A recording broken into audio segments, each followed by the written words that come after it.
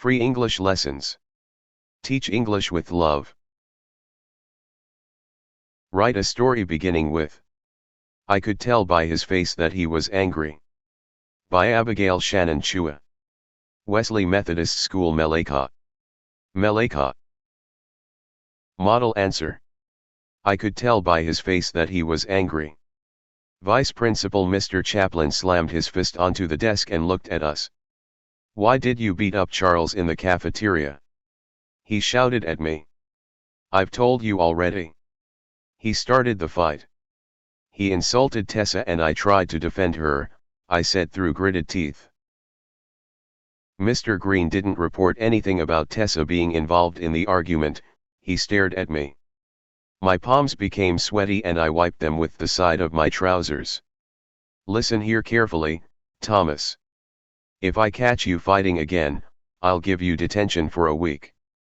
Now get out. He pointed towards the door and we went out. Charles grinned at me when we stood in the hallway. It was clear of students as it was after break. I glared at Charles and slammed him against the wall. If you ever dare to insult Tessa again, I'll splatter your guts on the floor, I hissed at him. Go on defending your weird and so-called girlfriend, Thomas. She doesn't belong here, he spat back. I glared at him and walked towards my classroom. I sidled over to my desk with glances from everyone and took out my book. The teacher gave a glare and continued to teach. How was it? Tessa asked from behind. Nothing, I said and started copying down notes. You don't have to defend me. I don't want you getting into more trouble, Tessa said. I ignored her and the class continued without any problems. During lunch, I sat with Tessa and Jack at our usual lunch table. As Tessa set her food down on the table, Charles bumped into her and her drink spilled onto the table. Oops. Sorry, he grinned as he turned to walk away. I grabbed him by the shoulder and spun him around. You did that on purpose, I hissed. He swept my hand off his shoulder. Apologize to her, I breathed. He snorted and spat on the ground. I grabbed him by the collar and slammed him down onto the table.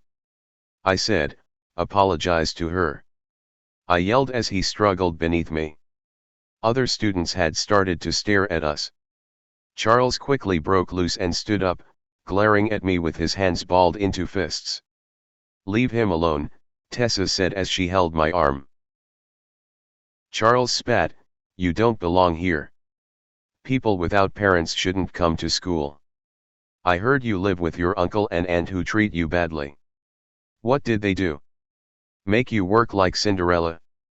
Then he called her a word I could not utter. That was the straw that broke the camel's back. I grabbed him by the collar and slammed him onto the table again, splattering food all over the place. People were gathering around and chanting, fight! Fight! I punched him in the nose and he yelled in pain as blood oozed out. Apologize to her. I yelled at him. He struggled to get free and I felt a rough hand pulling me back. It's not worth it, Jack said as he pulled me away. Leave him, Tessa said gently. I shook free just as Mr. Chaplin came. What's going on here? He roared and everyone backed away. He punched me in the nose. Charles held his broken nose. Nurse, now. He said and Charles left, shooting a grin as he went. It's my fault, sir. He insulted me, said Tessa, standing in front of me. He insulted her family too, sir.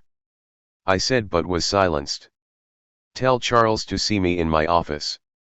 And you too, young man, he said as he left. In Mr. Chaplin's office, Charles and I were reprimanded and given a week's detention. I should not have taken the law into my own hands. I should have reported the incidents to the school authorities, since problems could not be solved through violence. As for Charles, he too had learned his lesson, never to mock and make fun of the others, no matter how their family backgrounds were. he had learned to be more respectful towards his fellow schoolmates.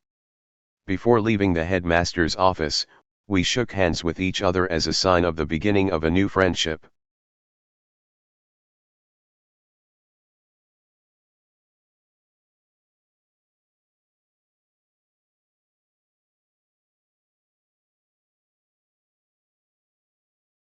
Please like and subscribe.